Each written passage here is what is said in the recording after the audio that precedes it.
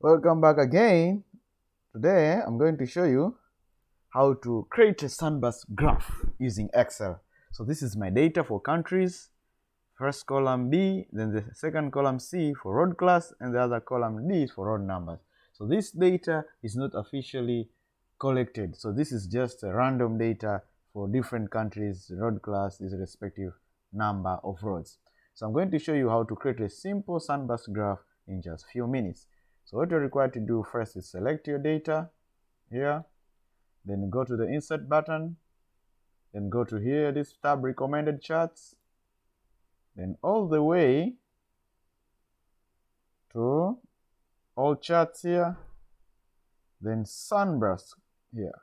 So upon clicking, it gives you a visual, then click OK. So the first thing it gives you, it appears here. So upon appearing, you just select it, then you can do some fine edits. I'll drag it, then I'll add some legend here by selecting where that legend should appear. I'll say at the top, at the left. Let's go for the left. Yes, there you have it. So this is it. So you can always rename here your chart title and call it road numbers Sunburst graph. Okay, graph,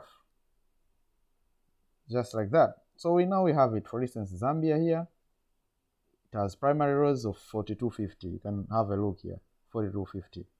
So here Italy, it has secondary rows of 2035. You see 2035 here.